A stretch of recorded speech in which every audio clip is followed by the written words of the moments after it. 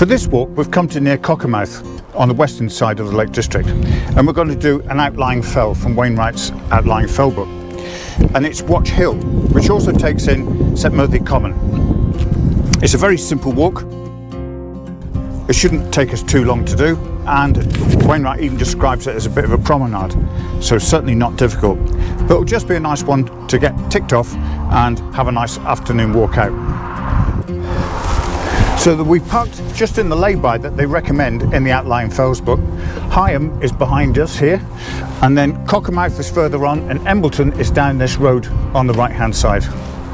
So this is a nice, quiet, convenient lay-by to park in. So we'll get Bailey all hooked up.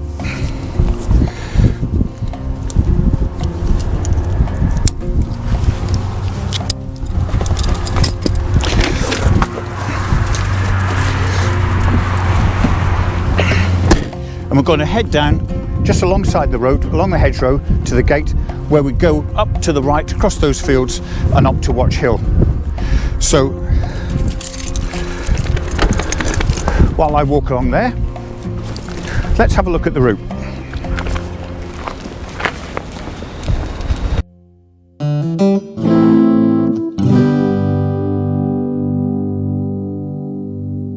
The walk area is just to the east of Cockermouth, in the northwestern side of the Lake District. Leaving the car, we head in the direction of Cockermouth before turning right through a gate up through the fields onto an ascending bridleway to the summit of Watch Hill. From the summit of Watch Hill, we head east along the ridge towards the top of Setmurthy Common. A short diversion to find the true summit of the fell before descending into the forest to head west along the forestry tracks to pick up the bridleway and then descend via the route of Ascent back to the car. As we enter the field and look to the right, you can see Watch Hill and Setmurthy Common in the distance. Watch Hill has got a good patch of gorse on it. There's a lot of livestock around at the minute, so Bailey's kept on a very short lead. This avoids disturbing the sheep and the lambs which are around.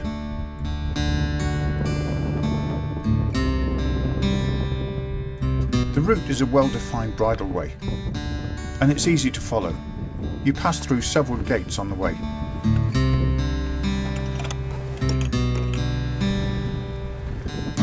But it's a gentle ascent.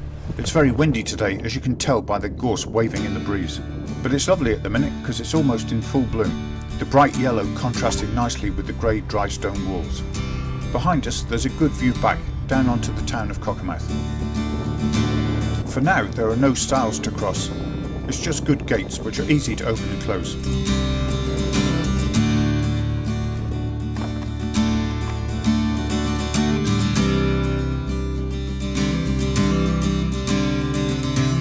On the ascent, always keep the wall on the left, but you'll hardly go wrong.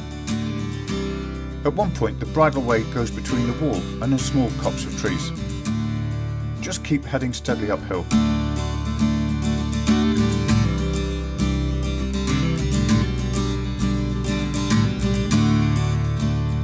It is a bridleway, so do expect to see others on other forms of transport. Must be great riding downhill on this.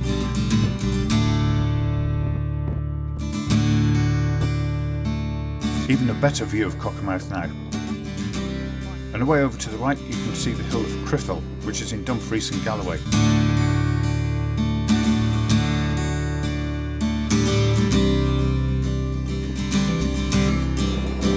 Let's keep going. We're heading for that single lone tree on the skyline. It wasn't really a great day for photography, but I thought this lone tree and the standing post looked good. With the wall now gone, this gate post looked more like a headstone. But as I took my photograph, I noticed a mark. It's an old benchmark, which in the past was used to measure the height of the land. This benchmark is actually measured at 680 feet above sea level. I find it fascinating to find old marks and features on the fells like this. We'll carry on to that undulating rise on the skyline. This is the first of several old quarries that we'll find. They're apparently used in the 19th century, most likely to extract stone for the boundary walls in the area.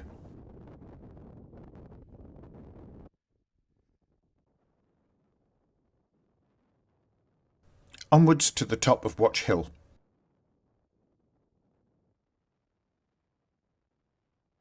Almost at the very summit of Watch Hill is another old quarry, with the plantation now behind the wall down on the left.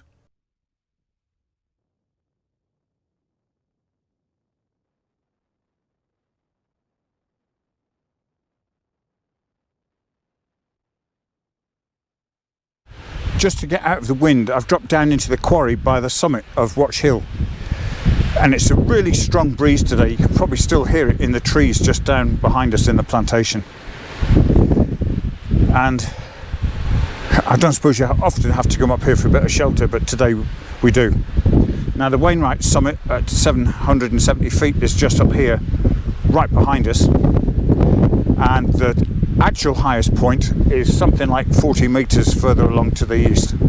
But there's no cairn, no markers or anything on top of here, it's just grass. Apparently there was a memorial of some description here at some time, but that's now been removed. From here we're going to go along to Setmurthy Common. The summit is further along, keeping the wood on our left. We head to a sort of angle in the wood, and the Wainwright summit is just there, and we're going to walk along there. As I say, it's very windy, so I'll do very little talking and just do the filming as necessary. The sun's coming out and quite an enjoyable walk really, apart from the wind.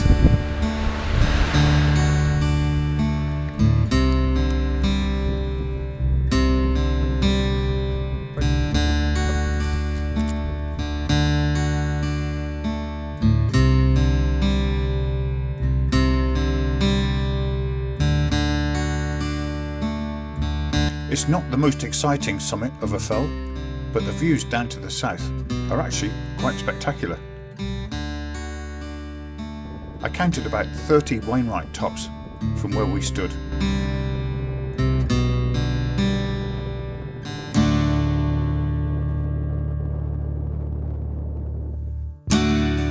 We're now heading onwards towards the top of Setmurthy Common.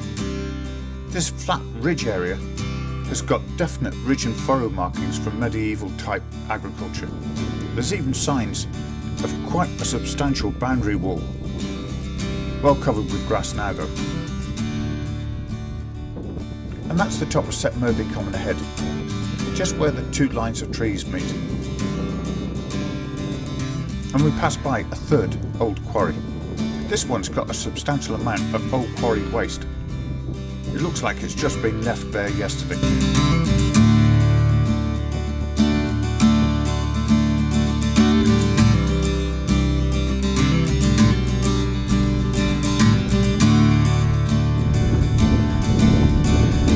This knoll is the summit of Setmurthy Common.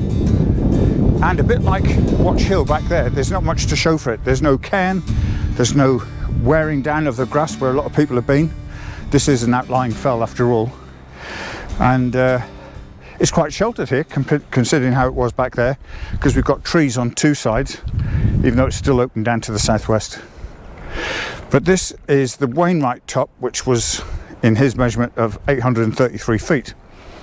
But the true summit of Setmurthy Common is in these woods by about 80 metres, and it's about a metre higher. Not much in it. Only the pedantic would go and have a look, and I haven't seen anyone who's put the summit of Setmurthy Common in these woods, but apparently that's where it is. So just out of interest, nice afternoon, we'll go and have a look in there. But that's the Wainwright top of Setmurthy Common. From here you could of course just turn round and return to the car by the same route, but I like to add a little bit extra onto my walks.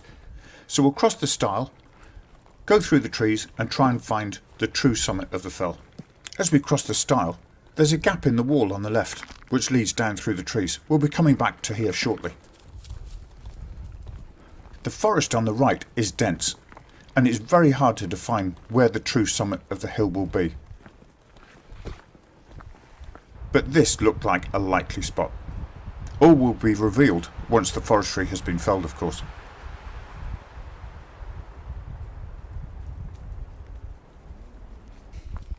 And we'll return back towards the stile.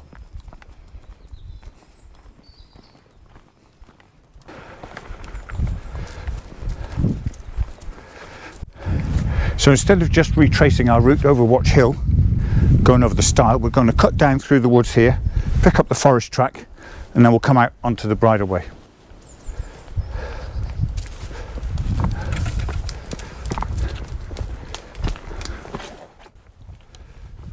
It's a lovely bit of woodland. To begin with, it's deciduous trees, and there are some well marked paths. We drop down into the conifer forest. Descending through the woods, we soon reach the large forestry track, where we turn left. This is Setmurthy Plantation. A lot of work has been done recently to fell some of the trees. That's why the road is so good. On old maps was an area called Oval Plantation, a distinctively shaped woodland surrounded by a solid wall. It soon became incorporated into the more recent forest, and all of this has now been felled.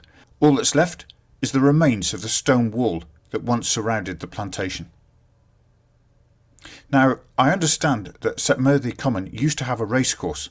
Whether this oval-shaped plantation has anything to do with it, I'm not sure. I'll need to do more research. We carry on along the forestry track for another 300 metres before we take a path up to the left. Just at this junction is a tree, decorated with Easter eggs.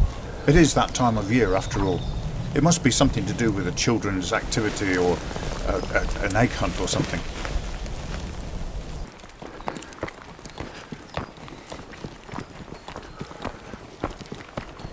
The path through the firebreak here is good. And then soon it leads us down through more mature trees, down towards a gate.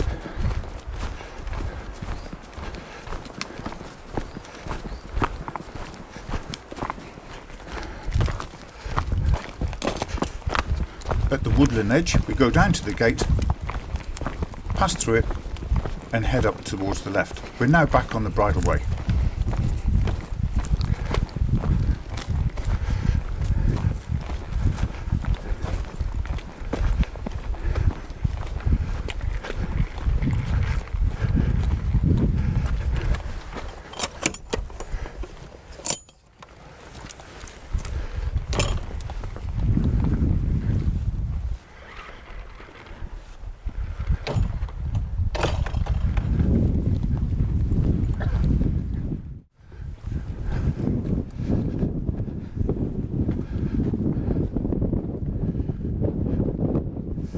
Now we're back up on the ridge.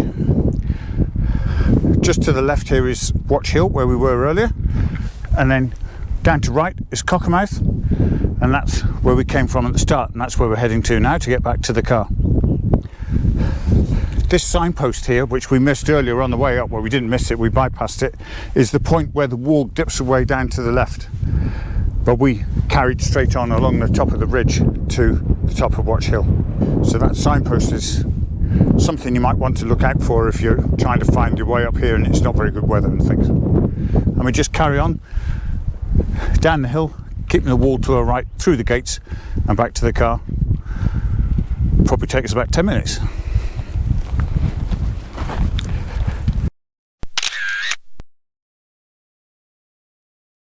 It actually wasn't much of a day for taking photographs. The weather was a bit overcast and it was very windy, but still nice to be out. We're now down near the bottom of the hill.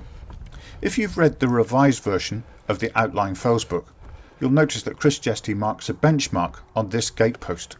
At first look, you can't find it, but if you're diligent, look behind the gorse and there it is.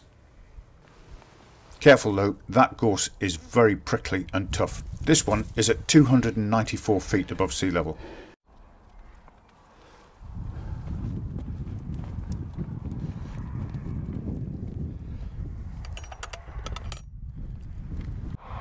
Now into the last field before we reach the road. the lambs are having great fun out on the spring grass.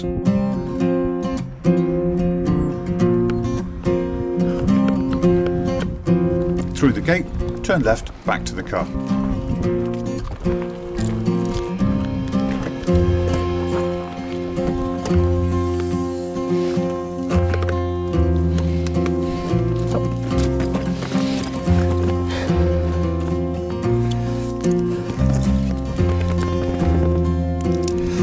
Well, that wasn't bad. That was a nice couple of hours spent on one of the outlying fells. Nothing over exciting, but if you needed a short walk, a couple of hours, and just fancy to go somewhere different, then yeah, I'd recommend going up there. The views over to the south, over to the fells, was fantastic from the top of Watch Fell. I think Bodie enjoyed it. So what we're doing now is we're going to get in, have a cup of tea, and then head home. I hope you've enjoyed the film. If you have, why not click the like button? It's as easy as that, and that's much appreciated. And even better, if you haven't done so already, then subscribe to my channel, because I'll be putting some more films on in the near future. But once again, thanks for watching.